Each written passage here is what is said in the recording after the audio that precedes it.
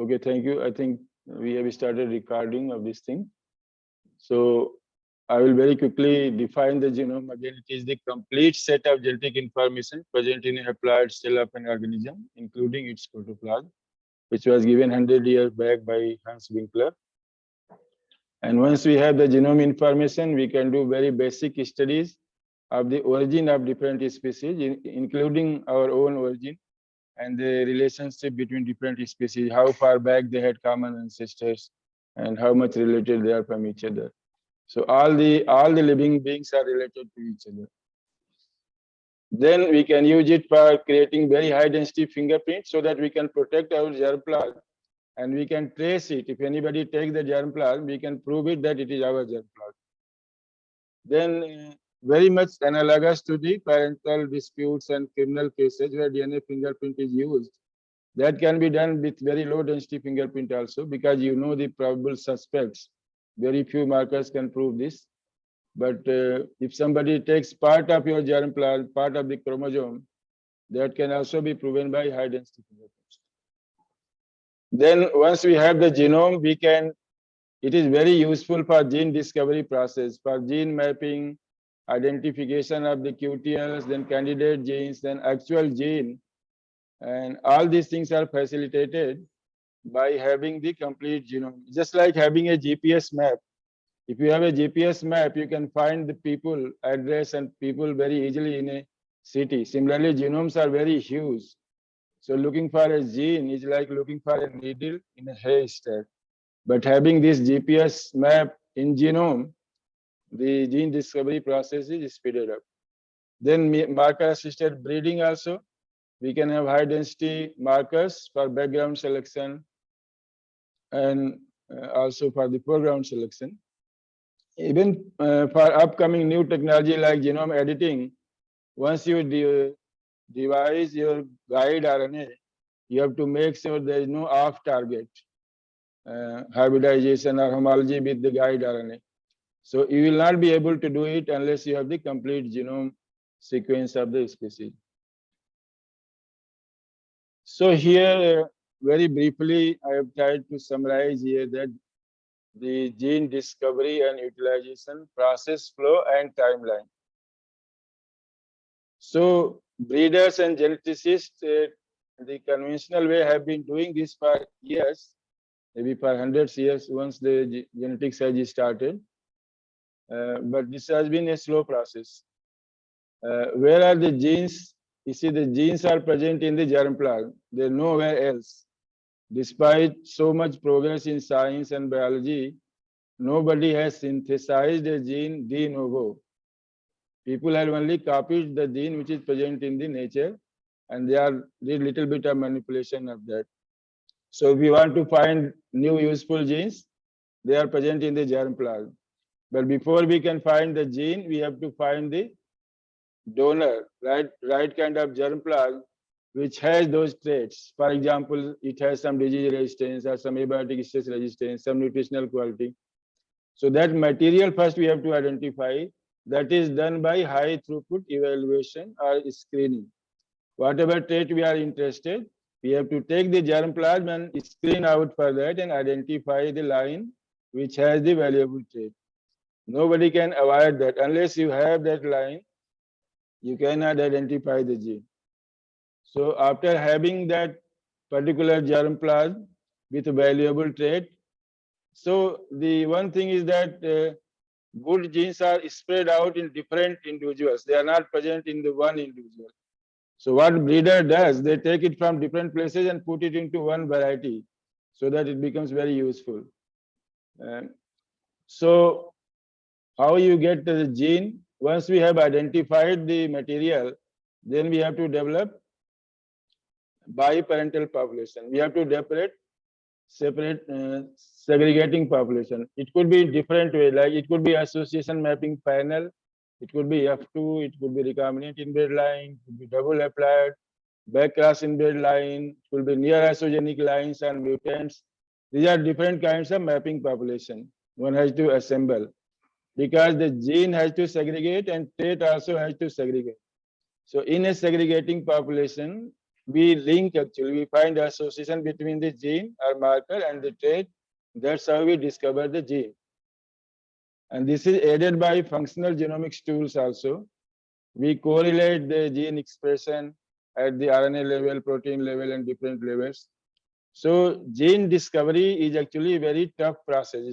It's not a simple process. Even with the availability of genome, people spend their lifetime to discover a gene. But it has become much faster than what it used to be before the genome information. And once we identify the gene, then we go for the allele mining. We go back to the germplasm, then see how many different versions of that genes are there. You can take any gene. Suppose you can take starch synthase. Now, starch synthase is very present in almost every grains, but it have hundreds of alleles. If you sequence variety, different variety starch synthase gene, now you can amplify and sequence it. Then you will find hundreds of allele, and then you can. That is process is called resequencing, and then you can see which allele is best allele, which gives the best result for you. It could be high amylose, low amylose. So the quality means different thing from different people. So depending on your need, you can see which particular allele is suitable for you, which you can use in the breeding. So that is called allele mining. So from trait discovery to gene discovery to allele mining, then you go for molecular breeding. Of course, in the terms of quantitative genetics, you also have to see the interaction between different genes. The traits are normally not controlled by a single gene. They are controlled by multiple genes. So we need to understand that also. So it's very much like a conventional genetics and breeding, but it is assisted by the genomics. So once you have the complete genomic blueprint, every base pair, then that speeds up the whole process. So the varietal development becomes, the timeline becomes shorter. So for conventional breeding, used to take 10 to 15 years after you made your cross. Now in molecular breeding, within 5 to sometimes even within 3 years, you can release a new variety. So that is the value of genomics in trying to develop new material. So in India, India actually joined the genomics journey in 2000. We were 5 years behind the rest of the world because we did not join the human genome and Arabidopsis genome projects. Initially, this kind of work was done through international collaborations. Many countries will join hands together to sequence a genome because it was very tough and very costly to do that. But we started with rice genome. 15 years back, it was published in Nature in 2005. And this is the first crop which genome was decoded. And rice is the front runner in the utilization of the genomic knowledge. So now we have the pan-genome of rice through international efforts. 3,000 genomes have been sequenced. And the gene discovery has become very fast. More than 400 genes have been discovered and validated for their function through transformation. And molecular breeding has become a reality. There are many varieties which have been released. Even India itself, more than 45 varieties have been released through marker-assisted breeding. And most of them are rice. There are a few wheat and chickpea, 1 or 2. So you can understand that if you want to use molecular breeding, marker-assisted breeding, which is the future, every scientist, every breeder has to turn into molecular breeder, in fact, if you want to speed up your breeding process and efficiency.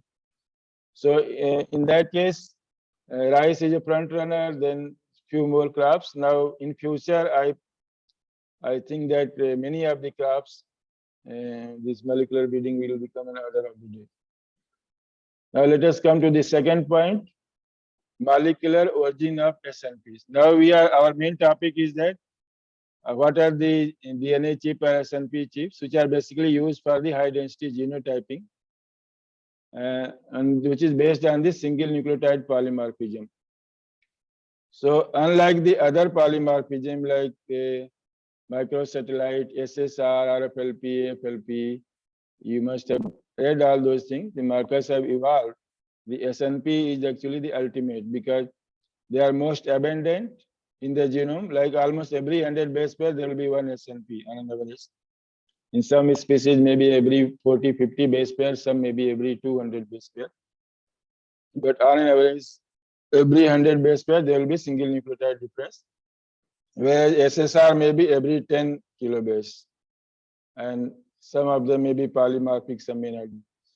So what is an SNP? It is a single base change between homologous DNA fragments at a given position. The single base change, like if A is converted to G, that is called a single nucleotide polymorphism. So the chromosome 1 has got A, chromosome 2 has got G.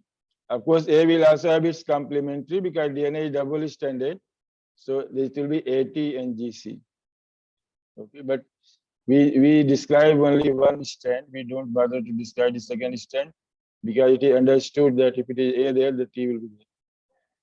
Then also you have indels, like presence versus absence. In one variety, maybe the A is present and there's a missing, nothing is there in the other variety. So these small indels, they also behave like SNP because after T, there's a here, and the next one after T, there's a G. So this can be genotype just like a SNP. So very small indels and single polymorphism, they are very common in the genome, and they can be genotype. Now, one very important aspect of SNP is that this is the beauty of SNP is that they are biallelic in nature. Just like computer language 0 plus 1, SNP normally have 2 alleles at any given position. Even though theoretically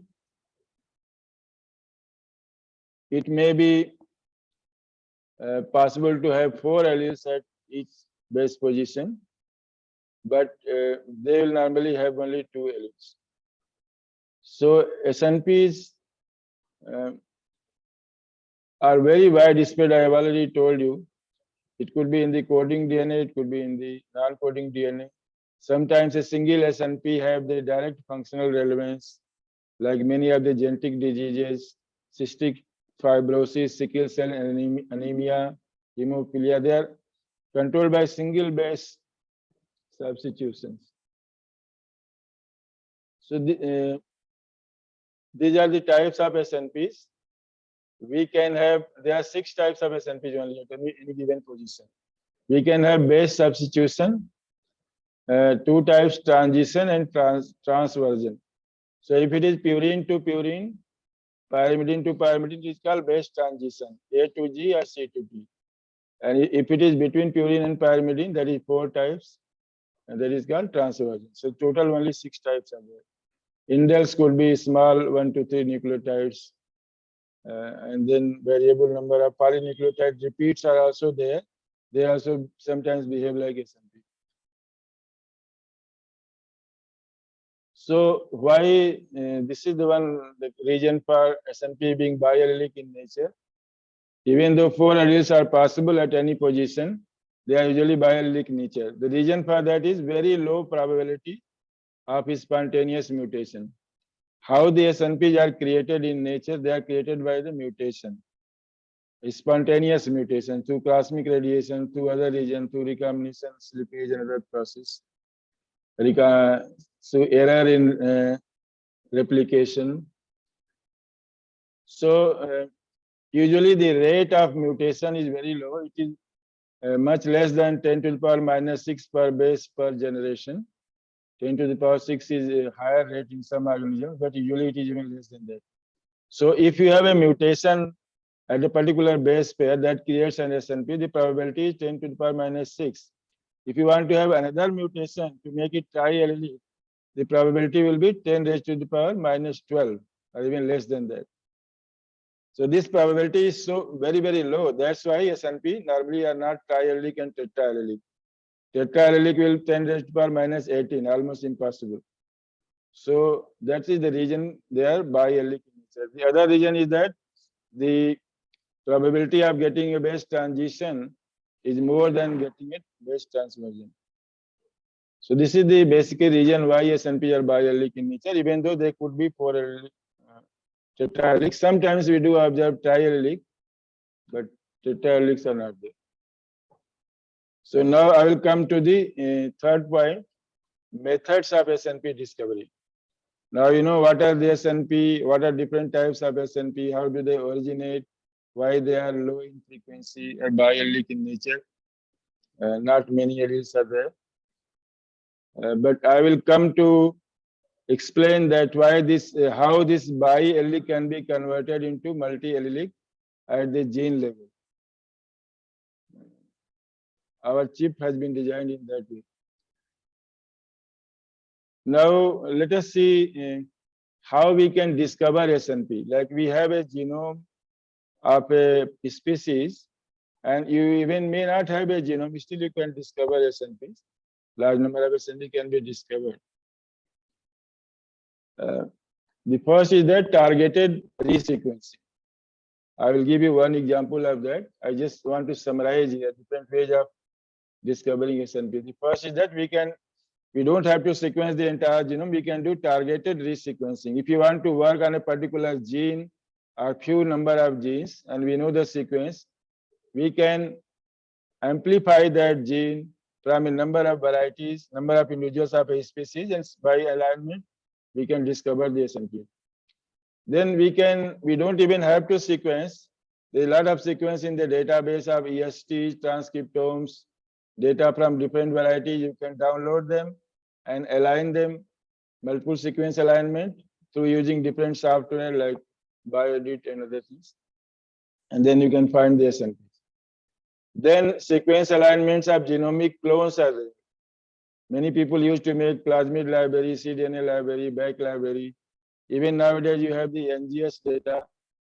Once you have the data from different varieties or from a single heterozygote, you know, if an individual has a lot of heterozygosity, like many tree species, many plants are highly heterozygous. So even sequencing a single plant also, a single animal also, can give you information on the heterozygosity, because you will assemble the genome, assemble the sequence into a contig, and then you align all the reads to the contigs, and then you can clearly see that which position there is a polymorphism. Then of course there are several species where more than one variety genome has been sequenced. So we can align them like indica and japonica rice, desi and kabuli chickpea. Now genome sequencing is becoming cheaper, so there are many species where multiple varieties have been sequenced, and we can align to get the sequence. So these are the four methods of trying to identify the SNPs. You can sequence yourself, or you can download the sequence from the net and identify. This first example I am giving you, that targeted resequencing of BAD1 gene, betaine aldehyde dehydrogenase gene in rice. So in one of the project we amplified. This is a big gene actually. This some 14-15 kb. It has number of introns and exons. So sometimes gene may not amplify in one piece. So we can amplify in overlapping number of pieces. Here we have a number of pieces that we amplified and design the primer. Then we could check that the pieces have amplified, and then you can do the PCR. You can sequence the PCR products and then align them. You can see here, we took the reference genome and then reads from the different varieties were aligned. And you can see the software, it can give you the SNP positions. Here, for example, this one variety has got, Jaya has got G here, whereas Pusa 1121 has got A. So similarly, there are a number of software tools or visualization tools are available in the platform where you can really see that where the SNP are and how high quality SNP are there. So in the BAD1 gene, we identified the number of, we compiled all the data, and then you can see how many SNPs are there. Some of them were in the coding region, some were in the introns. Mostly introns will have more SNP than the exons because there is no selection pressure on the introns. So they will accumulate 2 to 3 times more SNP. Similarly, the intergenic regions of the genomes also have more SNPs than the coding region. Now let us come to the fourth point, we discover SNP, then how discovering SNP and actually genotyping is two different things. They are not the same thing. So genotyping, that's where the chips come into picture. It's very, very important. Genotyping means utilization of the information for practical purpose. So I give little more time on this one. So here you can see that if you want to use the sequencing, this is the of course Sanger sequencing.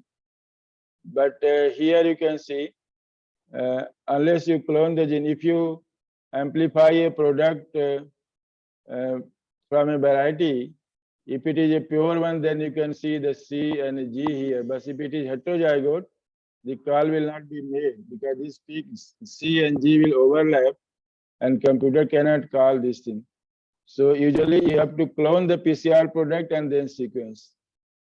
So fortunately in the NGS sequencing, the DNA fragments are actually cloned before sequencing. If you take the NGS sequencing, the DNA fragments are PCR amplified, a single DNA fragment is amplified on a piece of bead, and then sequencing is done. So they are actually clones. So different beads will give different sequence. So if it is heterozygote, then you will get these calls better. So that's how the GBS, genotyping by sequencing, is possible using next generation sequencing, but not using the Sanger sequencing. So this is in summary genotyping by sequencing, what is called GBS in short. Many people actually they are great advocate of this thing that we should use GBS. It is cheap. You can generate huge amount of data, and then you can do the genotyping. You don't need the chip for genotyping, but both have their downside and upside. I will towards the end I will tell you what are the comparison between GBS and chip array-based genotyping. But here I want to just describe you that how GBS can be used for genotyping. So one thing is that whole genome resequencing. The term resequencing we use when already you have a reference genome. So once we already have a reference genome sequence, then to identify SNP, just you sequence them using GBS and align to the reference genome. So that's why when we sequence additional varieties, it is called resequencing, whether at the whole genome level or it is at the gene level. If the gene information sequence is already known, we are simply trying to look for the variation by sequencing another variety. That is called resequencing. But if nothing is known, that is called de novo assembly and sequencing. Then it is called de novo sequencing and assembly. And that process is much more difficult. De novo assembly of a new genome or de novo assembly of a sequence reads to identify SNPs is more difficult than having a reference-based assembly. All those who are doing with bioinformatics, they will know this thing. So either you physical share the whole genome or sharing by the frequent cutter nucleases. You can use frequent cutters and then share it by enzymatic sharing or physical sharing. Physical sharing is more random. Enzymatic sharing may be some bias. Some part of the genome may not have the restriction sites, some may have too many. But sometimes people use physical, sometimes they use nuclease based. Then there is another approach is called reduced representation sequencing. Say if the genome is very large, like bead genome, which is 17 GB, then to have one-fold coverage of the genome, you need to sequence 17 GB. That is the average fold coverage. So then if you take 100 varieties are to be sequenced, then you have to generate huge amount of data, which will become very costly. And then you lose the advantage of GBS. And also the bioinformatically become very challenging. So we want to have the reduced representation, what is called RAD, restriction site associated DNA. Restriction digest the DNA with two different restriction enzymes, and then you sequence only that part, and then large amount of DNA is filtered out. Then DD-RAD means two restriction enzyme, RAD means single restriction enzyme. And the third is also targeted amplicon resequencing, is also reduced representation. So rather than sequencing the entire genome, we are sequencing only part of the genome. The purpose here is to improve the coverage, like you can do manifold coverage, so that ensure that all the genotypes the sequencing is done. So because of the shortage of time, I will not go into too much detail. Here is DD example of DD-RAD, which is being used. So PST1 enzyme, then ABK1 enzyme. So PST1 is a 6-base cutter. So it will be cutting roughly 4 kilobase apart. 4K base cutter will be cutting every 256 base pair apart. So when we double digest, the one side will be ABK side, the other side will be definitely PST1 side, the other side will be ABK1 side. Then these are barcoded using different adapters and amplified on the beats and resequence. You can barcode different varieties, then you can pool the samples from hundreds of varieties into one, and then just have the one Illumina run. And you can separate them out later on by debarcoding. So you get the sequence information from hundreds of varieties in a single run. But this reduced representation helps to have improve the fold coverage.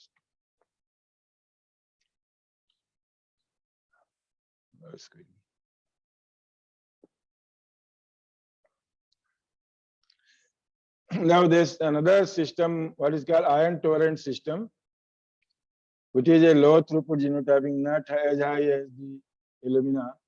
It is from the Life Technologies. AmpliSeq technology is there, where you can amplify thousands of different targets in a single PCR tube. Normally, if we do PCR, we use a pair of primer and a single PCR tube. Sometimes people can do multiplexing 2-3 different targets, provided the primers, they don't overlap, cross-hybridize with each other. But this AmpliSeq technology they have developed where you can pool hundreds, probably thousands of different targets. Of course, you have to design the primer using their software. And then you can, once again, amplify them. Then this is PCR product. So you can barcode PCR product from different varieties and pool them, and in a single run, you have hundreds and thousands of targets from hundreds of different varieties, and then you can generate the data. This is an example of reduced representation. You are not sequencing the entire genome. You are sequencing only the targets which you are interested in. So for these, basic genome information must be available. The gene sequences must be available so that you know which genes you want to target. But the cost will be, cost per run is much less here as compared to the Illumina sequence. This is the process flow of this thing. You can germinate. We have a project here from IRI to see the spread of rice varieties. So we take hundreds of thousands of samples. So if you want to analyze thousands of samples, hundreds of samples, then Illumina run becomes costly actually. So we have to find a medium scale kind of platform. So this is one of the platform, AmpliSeq, where you germinate the things, then isolate the DNA, then there are machines where you can isolate 96 samples at a time. Basically, they are mixing and pipetting tools. You can mix the DNA into 96 well using 96 well plate with the help of glass beads or steel beads, and then multi-channel pipetting is there. Sometimes if you don't need really very large number of samples, then people prefer to use multi-channel pipette. So depending on your need, this robotics can be used. Then this is the chip here, low-cost chip, where all the DNA were pooled and sequenced. And here you see the 49 targets were identified from the varieties, from the whole genome. From each chromosomes, we selected the targets. And then we create this artificial reference where you can align these 45 sequences. For example, here I'm showing you here that the IR64 and IR64 sub1, this is the sub1 gene which makes IR64 flood tolerant. IR64 already have a sub1 gene which is a sensitive type, but there's a tolerant allele which have a single, each has two SNPs here. One is functional and one is linked one. So we can get this kind of very detailed information at the base pair level. See this sub1 locus here. This is just simply zooming in. This is the locus, then you can zoom in, then you can further zoom in and you can really see the sequence that there is a C in the sensitive allele and tolerant allele has a T.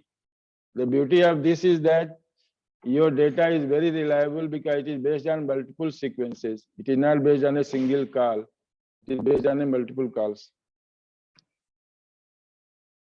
So that was the GBS, genotyping by sequencing. Either you go for the whole genome or reduced representation or the target resequencing. You can use genotyping by sequencing method. So you have to decide which is the most optimal method for you. Then the second category is based on the dart blot, based on the hybridization. So we are familiar with the dart blot where genomic DNA or PCR product is put on the slide or a filter and probe is in the mobile phase and you hybridize. This is the traditional dart blot hybridization. But most of the chips, SNP chips are using reverse dart blot, where the probes are stabilized on the solid support, blot size or bleed, and your DNA sample is in the mobile phase. So it's a reverse dart blot. And there are three main platforms are Illumina, Golden Gate, and Infinium assays. Golden Gate has become obsolete now, but Infinium assay is still there. Affymetrix is another one, and then Agilent, Pearl Gene arrays are there.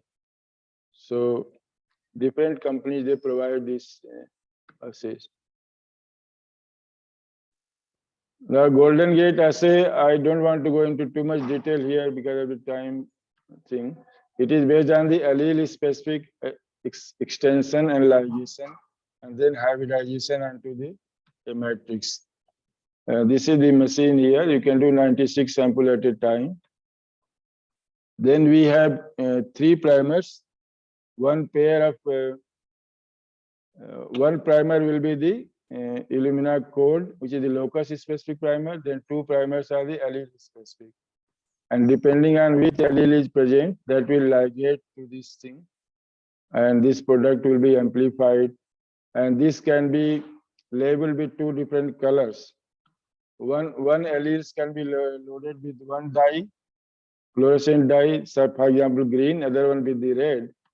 And then when we do the process, it will be either hybridized with one or the other or both. So if it hybridizes with both, then you get orange color. One allele will give you green color, other allele will give you red color. And then after scanning here, 96 sample, you get this kind of results, which is not possible to read without the help of the computers and fine scanners. Similarly, but that bead express assay is now obsolete. They have withdrawn that thing. But historically, that was there as a medium throughput thing. But Illumina has continued with these SNP arrays, which are very high density array. For example, you can have 100,000 SNP, 1300,000 SNP, 550,000 SNP, 13K. So here one can do different number of samples. There's 12 samples at a time and 890,000 features. So there's a lot of redundancy there, so your calls are highly accurate. Then this is the Affymetrix platform. Affymetrix used to have a single chip for one sample, one chip. That's why it was very costly also. So you can see this is again a hybridization based. You fragment your DNA and you hybridize with the probe which are put on the SNP chip. And depending on where it hybridizes, with which allele, you can get the allele call. So these are the very patented technology made by Affymetrix and Illumina.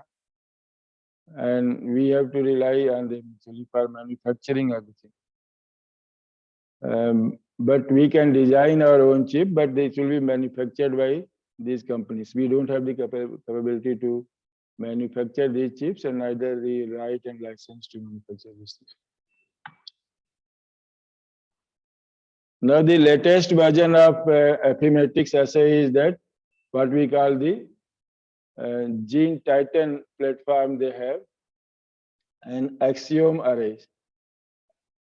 This is the latest, and a lot of species have been genotyped with using this. So beauty of this is that this is some flexible platform. You can do 16 sample, 24, 48, 96, and up to 384. For example, wheat has 384 chip also, and mostly we have 96, but you can make it little bit lower also. And per sample, you can do 50,000 to 750,000 SNP. So it's really very amazing. This kind of small chip, maybe one centimeter by 1 centimeter, can accommodate 750,000 different SNPs. You can imagine. So these probes are synthesized on this very minute scale using a technique called photolithography. And each probe, when the scanning is done, the address is known for each probe. So machine can tell that which particular probe hybridized with which allele. So this is very high level kind of very nanotechnology kind of things. So here see inside the machine, the process is actually semi-automated. The sample processing and fragmentation, all those things, hybridization we do outside, and then we put in the machine. Then it does the hybridization with the probe, and then washing and the scanning with automatic transfer of the samples. So it's this semi-automated. Fully automated version is also available, but that is too costly. This machine itself is almost 3 crores or something. So in this particular system, we have 2 color channels, AT channel and GC channel. Because SNPs are biallelic in nature, with a single color, they identify 2 different SNPs. Two nucleotides is identified by one color and 2 nucleotides by another color.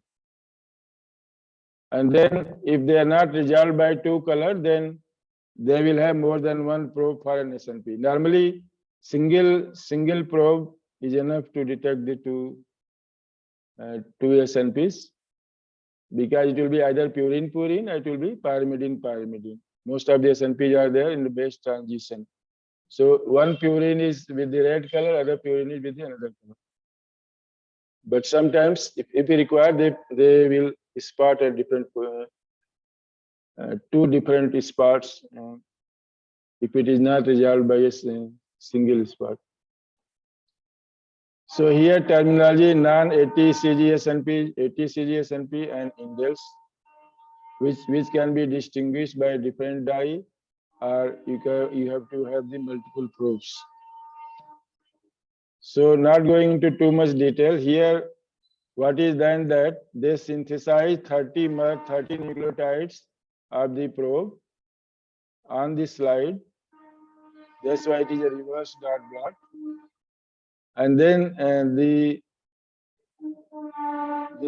ultimate, the penultimate thing is the SNP. Just after that will be the SNP position. So the genomic DNA is fragmented and hybridized here with these 30 base pairs. Then another part of the probe will be another 35 base pair will be in the solution. So that hybridizes here, then a ligation takes place. You can see here. The ligation will take place if it is find the right kinds of complementary, like it is C here. It will hybridize and ligate, and then this particular thing is washed away. If it washed away, then you know that there was a G there because C hybridized to it, and this signal can be detected. So similarly, at each step, it takes about a week actually to complete the whole process, but you get very large amount of SNP, 50,000 to 750,000 SNP. This is the process flow, which I don't want to go into detail here.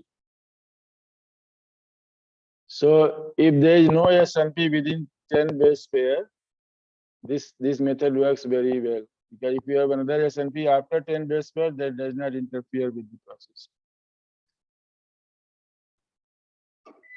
Now I will close that one there, and no time to go into too much detail of the technology here. Sometimes people want to use the agarose gel for SNP genotyping, and they don't want to do 50,000 SNP. They want to do fewer SNP only.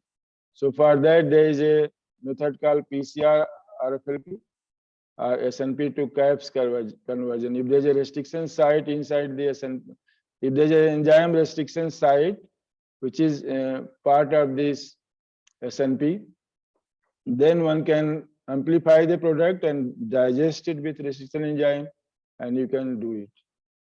Then there's a DNA conformational changes which are made due to single SNP, so you need denaturing electrophoresis.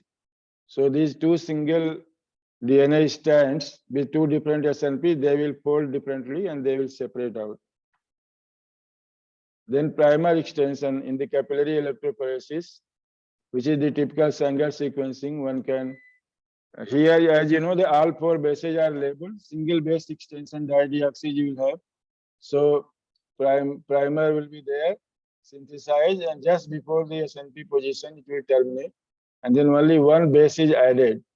Since all of four are color coded, you can tell which base was added. This kind of technique is available with the this sequencer, ABI sequencer. You can use assays called Snoopy assay, snapshot assays. Another one is MALDI-TOF. This is also very similar to that one, but it does not rely on any kind of labeling.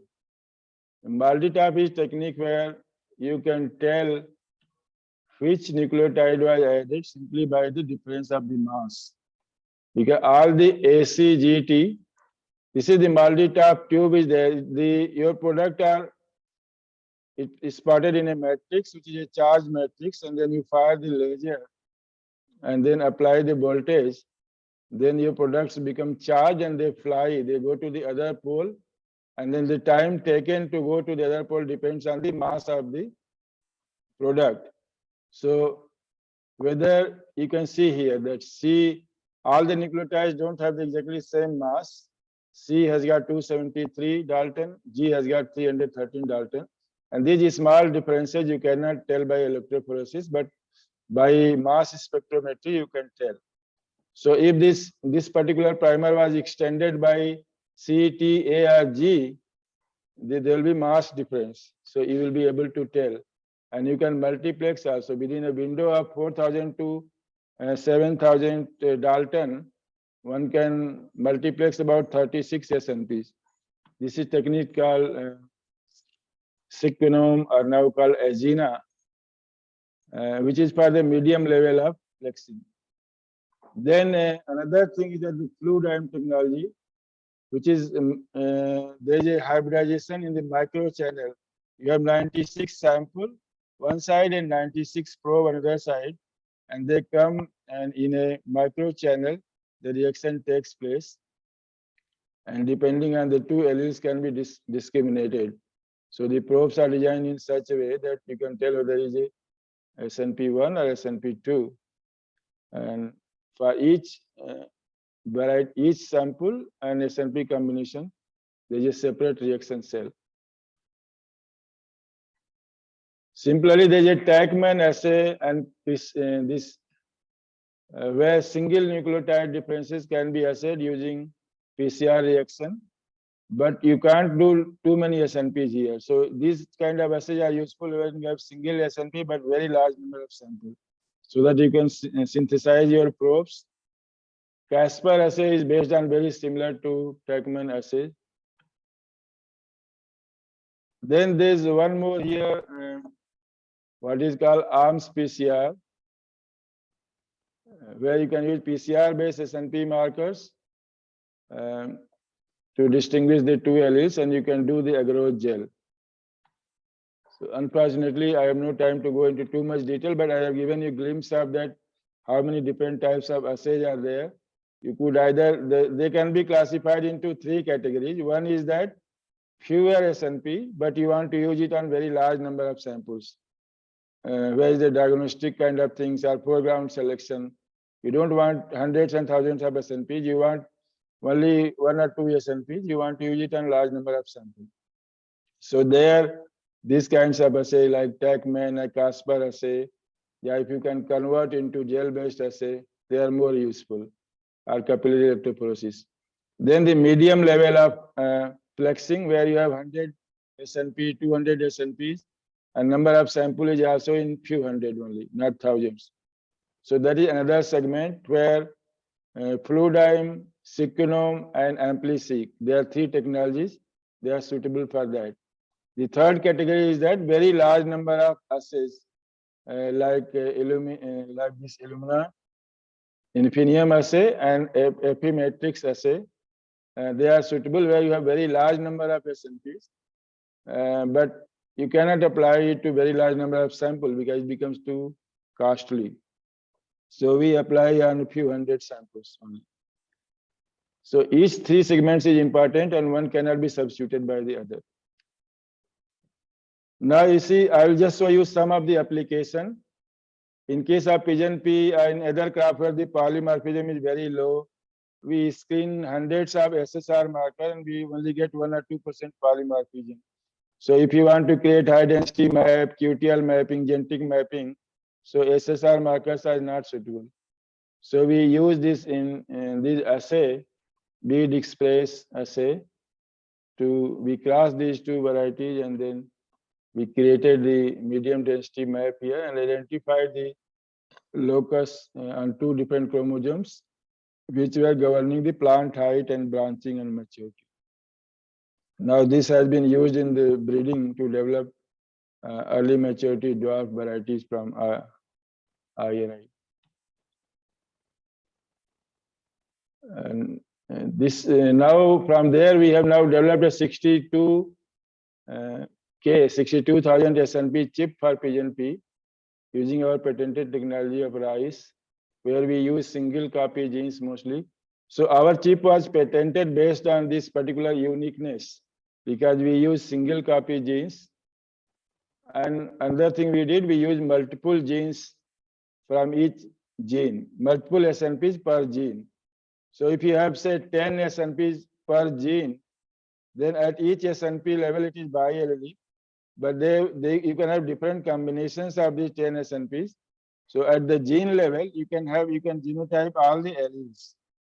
So with 10 SNP per gene, you can have at least 10 haplotypes or alleles, or you can have even more, up to 20 or even more haplotypes.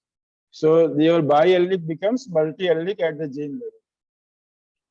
So we have different useful genes here, disease resistance genes and conserved genes, agronomically important genes here, put on the chip. Now this chip we have used actually to create other loci of fertility restoration and other disease resistance. Now the SNPs can be used for diagnostic purpose like genetic diseases, forensics, then different kinds of analysis, criminal cases, patent disputes, infectious diseases. These are blood typing. Here we will use fewer SNP and large number of samples. That comes in the diagnosis category, so that the cost per sample is less. But if you want to do association mapping and high density fingerprint or high density QTL mapping, then that high density SNP becomes useful.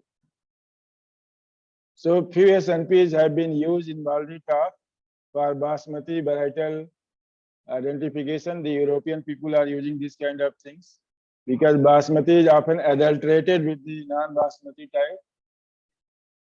Here they mix different proportion of the basmati and non-basmati, and they can see, they can detect how much proportion of mixture was there. Say up to 20:1. They can use RT-PCR technique, which becomes more costly for simple doing this kind of analysis. And this genotyping by sequencing we use to see the samples collected from different farmers' field. The assay which I described you, there was one assay we called AMPLI-seq assay, targeted resequencing, and then we can tell that from the farmer's variety, which particular variety, like these all samples were MTU 1010. Then the many samples are HUR. Based on their similarity with the reference variety, we can call them which variety was there. So we have found that many of the time farmers, they call the same variety with different name and different variety with the same name also. So there is a need for proper monitoring of the variety on the farmer's field.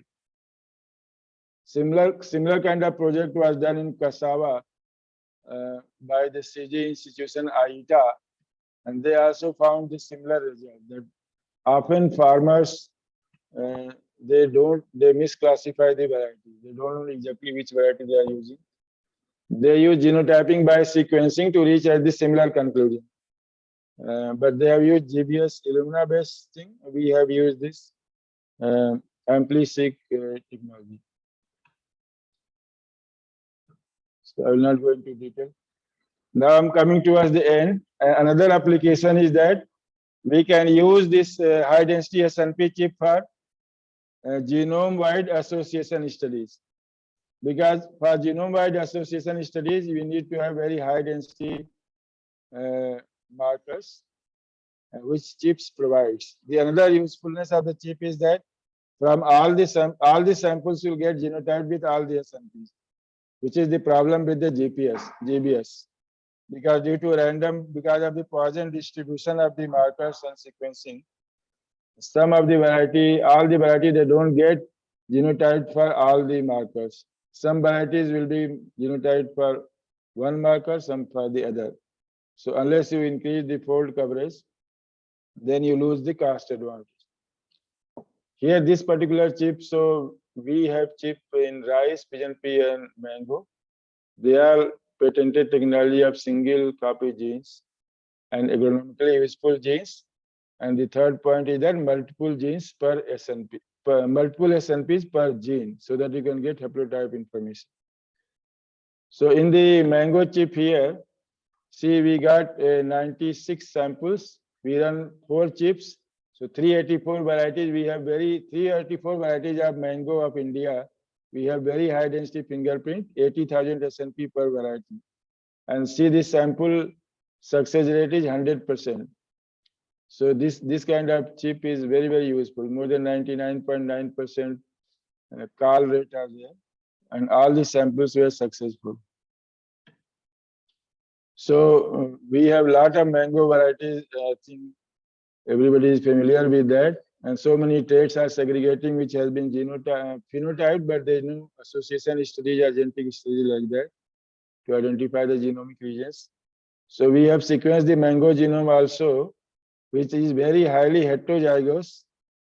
So I don't have time to go into that, what were the challenges of that. Even having a small genome, but highly heterozygous, has its own challenges. And heterozygosity is challenge even in association mapping and QTL mapping also.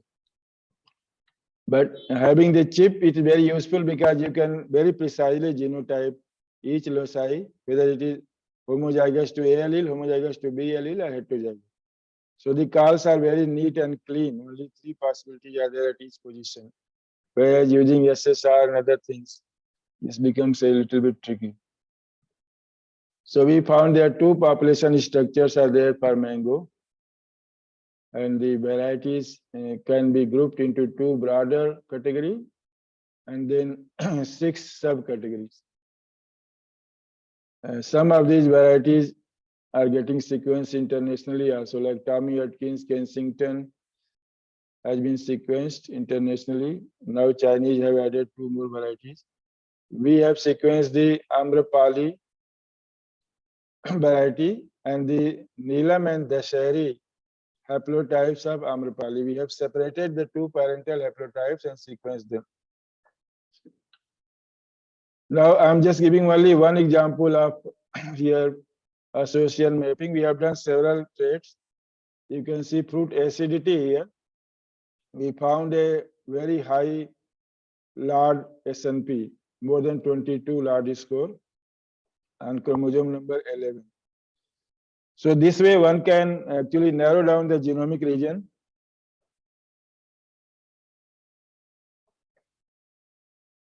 and identify the gene of interest. Now, because we have the genome available, we know that which are the genes in that very narrow segment of 400 kb. Then one can go for validation and then use it in the breeding program or try to even further improve through other techniques, genome editing. If it is the anti-quality factor or anti-nutritional factor, one can knock it down by CRISPR-Cas genome editing. Here you can see in the rice, rice chip has been used for simultaneous mapping and transfer of genes for salt tolerance. In BC1F2 population, we phenotyped for salt tolerance SCS score, and we genotyped using the chip. See, one value of the chip is that you are doing polymorphism survey as well as genotyping in one single step. In SSR marker, first you do, excuse me.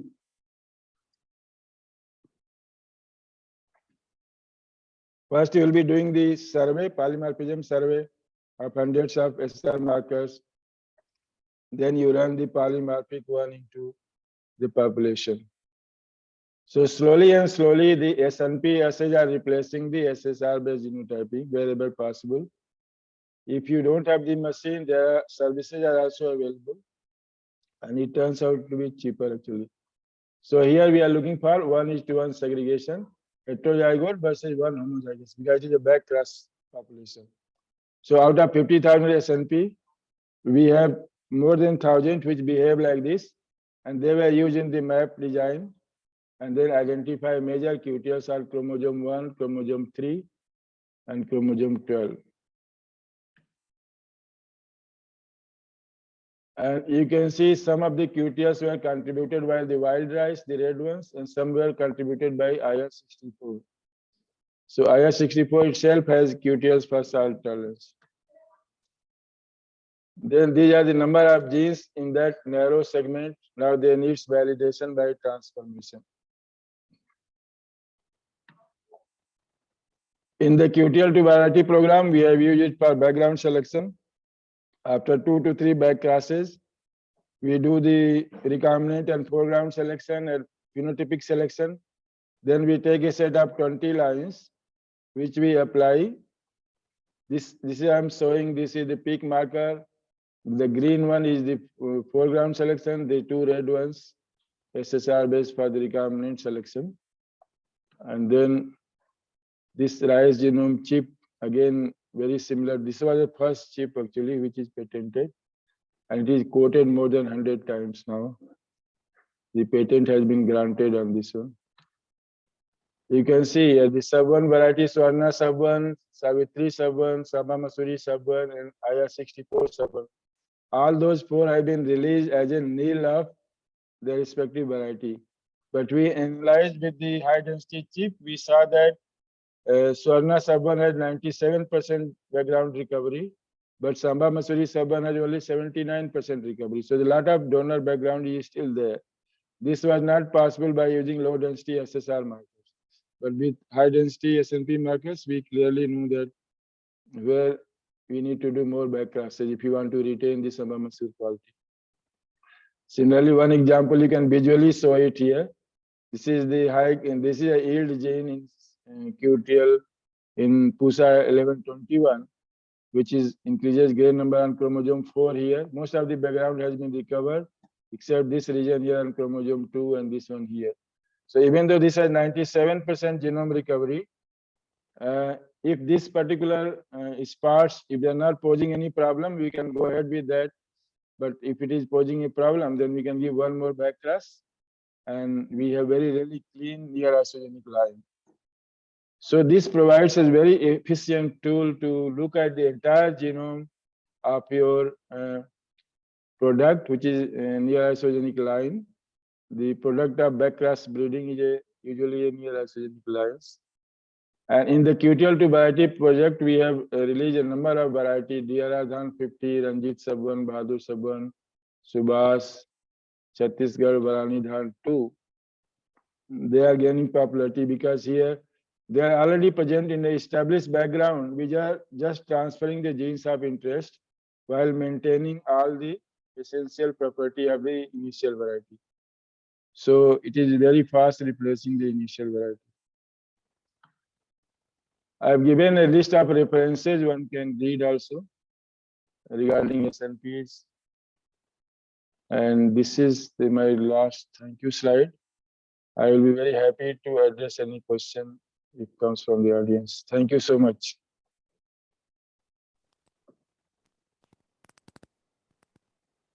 Thank you very much, sir. Any participants have any questions, you can ask.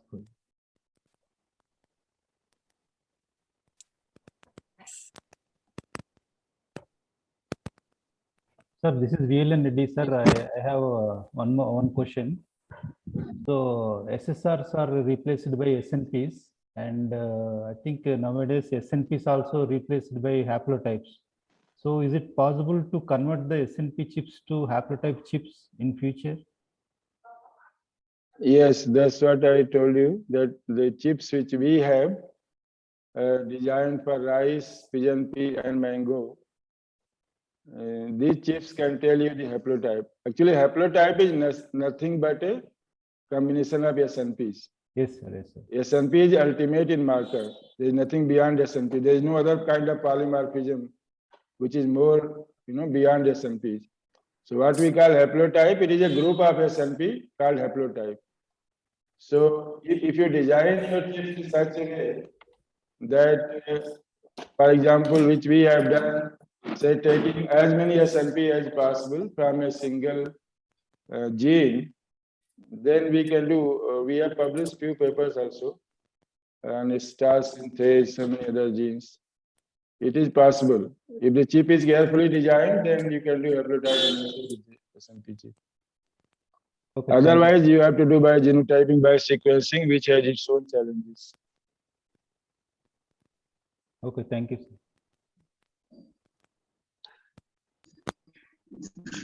Namaste, sir.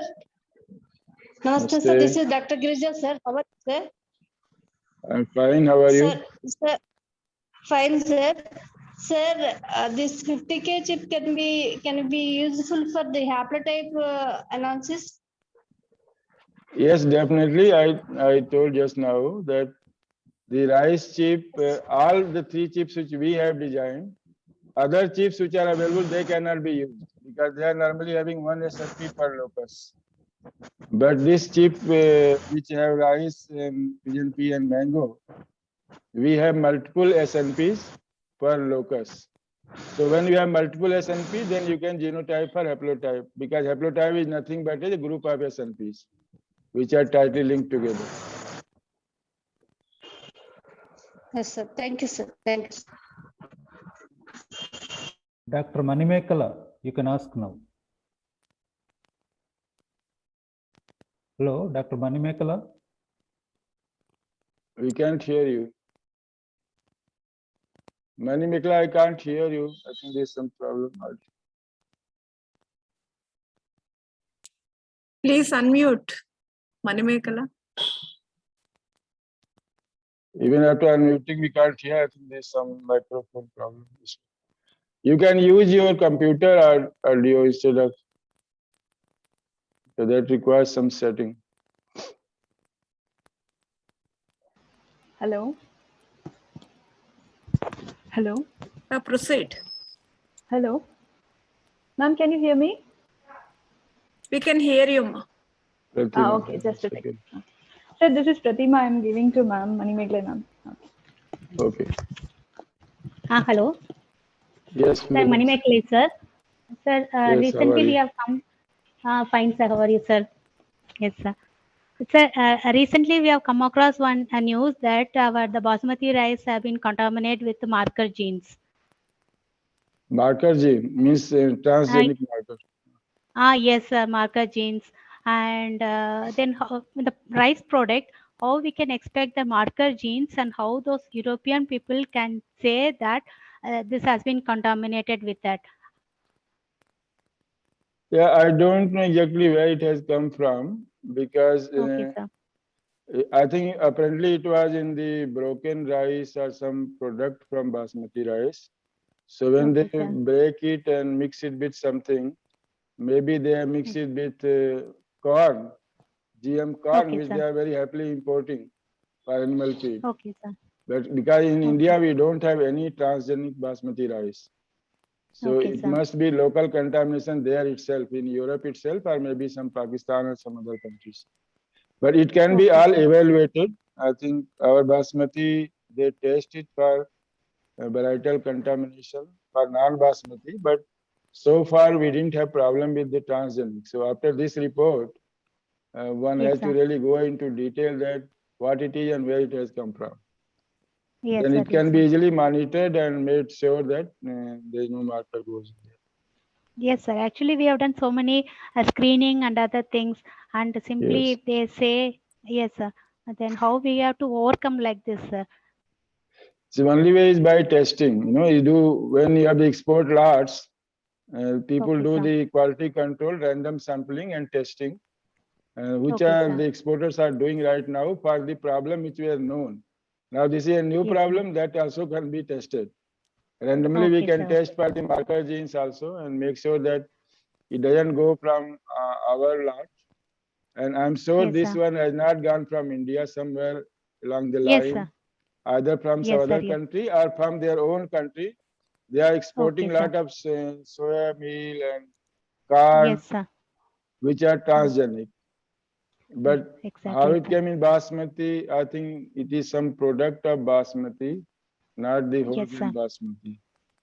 Okay, sir. Okay, sir. It is possible to monitor it and ensure that it doesn't go Yes, sir. Yes, sir. Yes, sir. Thank you very much, sir. there. Okay, good. Okay, sir. Any other question, anybody? Sir, namaste, sir. Sir, I am Yes. Vasanthi from here, SV Cathedral College, Tirupati. I am from Genetics and Plant Breeding, sir. Sir, actually, you while explaining about this mango sequencing and mapping, you said that there is one large SNP found. What is meant by that large SNP, sir? That is my doubt. Large What is score. meant by large SNP? Large number of SNP, I say. Because Large number of SNPs. Okay. yeah, mango, you know, mango is highly heterozygous. So Mhm. every 40 base pair, there is one SNP.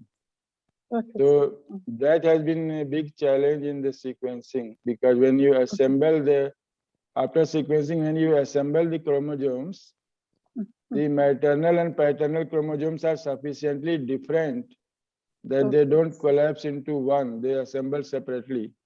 So instead of 20 chromosomes, you get 40 chromosome assembly. That's how the Americans were getting for their Tommy Atkins.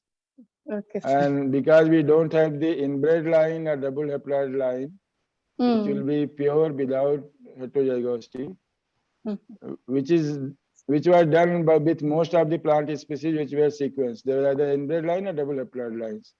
Nobody Yes, sir. sequenced highly heterozygote lines. Yes, sir. So in case of mango, now this 2 years back, there's a method has come called cryo-binning. Like if you know the two parents and the progeny, then you can separate out the maternal and paternal chromosome reads. So we were lucky in case of our Amrapali that both the parents, Dasari and Neelam, they are there in IRI orchard. So we sequenced the two parents and with the help of that, we separated the both parental reads and then assembled them separately. So now we have two assembly, one for the Neelam haplotype and one is from the Dasari haplotype. of the mango. So that Okay, was sir. the one Thank you, sir. challenge. The Mhm. other thing is that even for the GWAS and QTL mapping, you have to Mhm. use different models. Mhm. The software which is used by the per mapping, TESEL, the publicly available version is designed for not for heterozygote, it's designed for the homozygous. So you can put heterozygote call, but they have new versions. We wrote a mail and then sent this one. Now they may be making available publicly also. So then you have to use different models for GWAS and QTL mapping if your material is highly heterozygote. So also you need this platform which can tell at each locus whether it is homozygous or heterozygous. So that's what I was telling, that mango has a lot of very large number of SNPs, and probably no other crop so far sequence has so much SNP. That makes 2.5% heterozygosity. Thank you, sir. Thank you, sir. Very So many of our horticultural crops and which are vegetatively propagated, they will have this heterozygosity problem. And because of the long generation time, you cannot make inbred lines or double haploid lines. Also, there may be problem. So in that case, this Can kind we, of sir, can we go for this haploid techniques, sir? For this, it's you can. In fact, some I techniques. asked all the mango people from IHR, IRI, and also CISS, Lucknow. But despite a lot of trying, they have not been successful in making the haploids. And also another thing, Dr. Basanti, is the problem is that we are seeing through our analysis that the crops which are naturally very highly heterozygous, there may be problem to develop a viable haploids or double haploid seedling, because they will have very lot of deleterious effects. You know, just like you get the inbreeding depression when you self the males, Yes, sir. Yes, you get that is. a lot of inbreeding depression. So these crops have naturally evolved with a very high level of heterozygosity, and when you try to create inbred lines, I don't know. The one has to see. There may be one reason why they are not able to create the haploids. Haploids will be Now the- inbred, which will have missing so many useful genes, which is compensated by the other parent, but in the haploid it will not be compensated. So that may be one reason why it is not successful. But they are definitely trying to do it. Okay, sir. Thank you, sir. Sir, good afternoon, sir. Yes, good afternoon. So this is Rajashree from Entomology Department, SV Agricultural College, Tirupati, sir. So this is regarding insect molecular characterization, sir. Yes, Can I? yes, sure, please. Yeah, actually, sir, in the recent times, since many years, taxonomically, we are thinking of the species is known species are a different same genus and different species names, sir. But right now, we are actually getting some problem with the species identification when we are actually going with the molecular characterizations, because most of the pests they coexist like whiteflies or stored grain pests, and with the sibling species which are very cryptic in nature, we cannot identify morphologically, and most of the time they will be in a mixed population, sir. But when actually we are going for the DNA barcoding and this analysis part, so we are when we are doing that BLAST and other phylogenetic analysis, surprisingly we are getting the different species. But when we are actually looking for the pest, we are getting the morphologically different sibling species occurring, coexisting. So how to take up this one, sir? Because both are genotypically little variation is there, but how to go with that, sir? Yeah, that actually that is problematic In fact, if you increase your number of and that is, if you use a proper marker system, then you may be able to solve this problem. So one thing is that not rely on few markers, increase the number of markers. The second will be, you can use cytoplasmic markers like mitochondrial genome. Yeah, in we are case- going with the mitochondrial CoV1 only, sir. Coxins only. So you Markers can it use more markers, because if there is naturally if there is a lot of cross breeding in that, then you will get this issue of this. So taxonomic classification many times does not coincide with the molecular. We are seeing in the case of rice also, like Oryza nivara, Rupipogan, this kind of classification, which are based on the few morphological traits. When we look at the molecular level, then that kind of classification doesn't hold true. So we are making use of the chloroplast DNA there, which is more consistent. So using mitochondrial, that is good, but Yes, you sir. may use more markers also. So you can see the how much percent contamination is there from other subtypes. Actually, we have two species are there, sir, in the actual insects. But one is, it is showing 98% similarity with the already existing sequence in the gene bank. And another one is showing 90% similarity, sir. So which one we have to go with? Well, there may be different variants of the same species in that case. We may be considering as a separate species that by looking at just a few traits. Say, for example, again, I will give you the example of rice. See, Oryza rupipogan and Oryza nivara, they are regarded as separate species by many people. In fact, Oryza nivara was given by Sharma and Shastri from India only. But internationally, in Kew Garden and other things, they don't recognize Oryza nivara as a separate species. They say this is only one species, Oryza rupipogan, and the others are just subtypes of the same species. If you go by the species definition, what is the definition of a species? You know that when the individual cross-hybridize among themselves in a population, they are considered part of the same species. Species defined by reproductive barrier, isn't it? So because of this lot of cross-hybridization, we are getting this problem. So one has to define in the quantitative terms that how much similarity you can call it the same species, and then otherwise you call it a different species. So you really have to discuss with the insect taxonomist also at the molecular level, and also see the international literature. Because at molecular level, definitely a lot of intermixing is revealed, which is doesn't match with the morphological characterization of different species. Okay, sir. And sometimes we are getting hybrids also, sir. Some of the morphological characters representing the one insect. Definitely. Because there is a intermating is there, no? That's why. Yes. Because of the there is no other way you can get the hybrids.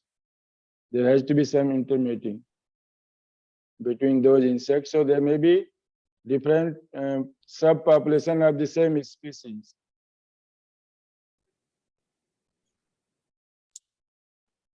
Okay, sir. Thank you.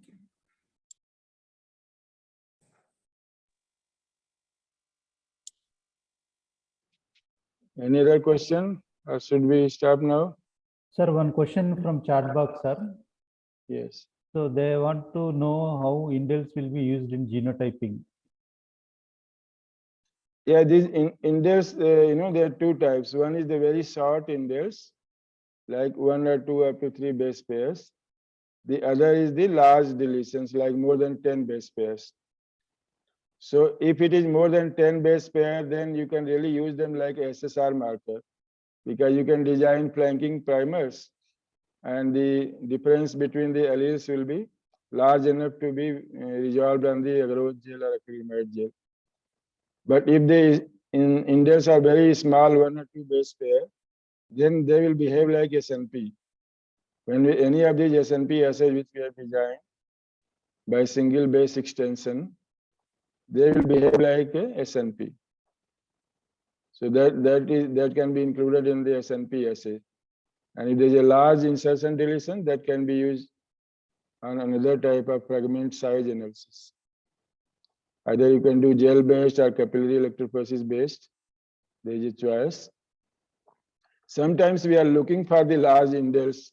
If you want to have a simple assay to use in the routine laboratory where you have only electrophoresis facility.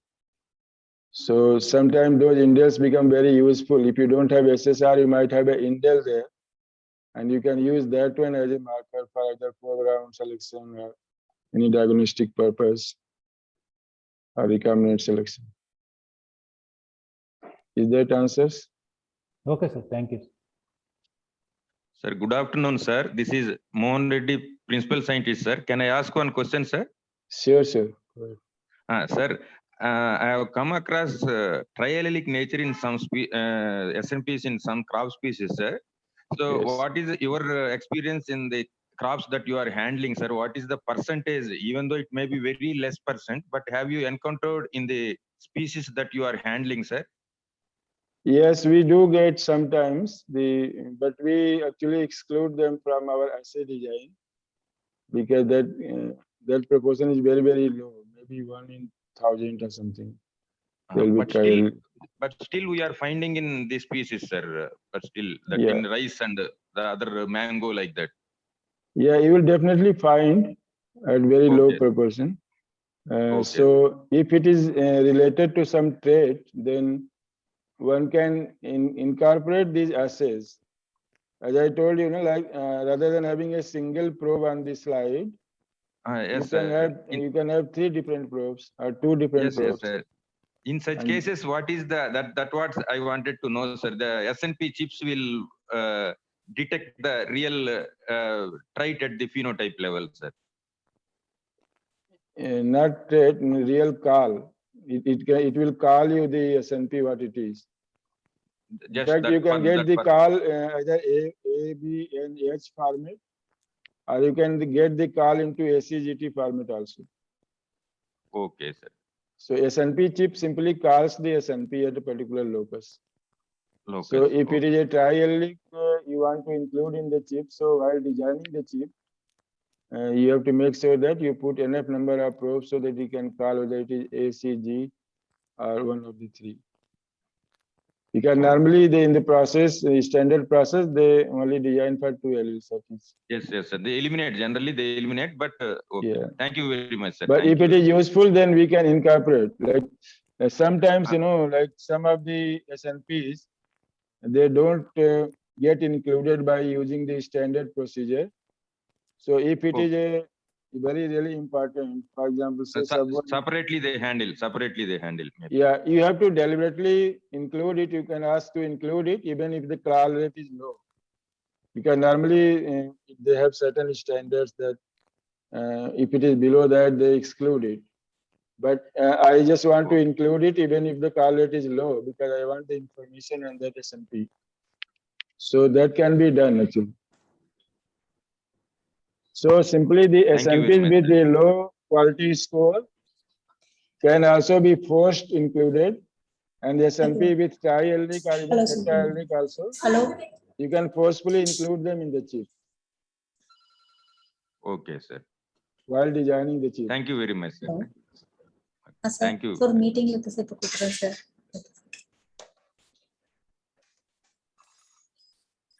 I request Dr. VLN sir to propose vote of thanks. Okay, thank you, Dr. Amravati. So a very good morning, everyone. I am Dr. VLN Reddy, Associate Professor and Head Department of Molecular Biology and Biotechnology, SVA Agricultural College, Tirupati. I am here to present the vote of thanks for today's guest lecture. I would like to thank our guest lecture speaker, Dr. N.K. Singh, National Professor, National Institute of Plant Biotechnology, New Delhi, for enlightening us with his knowledge. Today's lecture was full of knowledge and interesting things. It gave deep insights into the topic and also revealed many interesting facts. I am pretty sure the precious knowledge of Dr. N.K. Singh gave us will definitely help us in our studies and future. Once again, I would like to thank Dr. N.K. Singh, sir, for taking out time from your busy schedule and enlightening us with your knowledge. Thank you so much. I would Thank you like so to- much, sir. It was I will- pleasure to be here. I would like to thank our Honorable Vice Chancellor, Dr. A. Vishnuvardhan Reddy Garu, Dean of Agriculture, Dr. A. Pratap Kumar Reddy, and Dean of PG Studies, Dr. G. Ramarao, and other university officers for giving permission to organize this lecture. I also thank our beloved Associate Dean, Dr. B. Ravindranath Reddy, for his constant support to make this event a very grand success. I want to thank all the students and staff of our university and other university institutions across the country present here for paying attention and learning to make this event successful. I also thank all those who assisted directly or indirectly to make this event successful. I would end my speech here, sir. Thank you all once again. Thank you Thank you very so much, much. sir. We will end session. Okay. Thank you and bye everyone.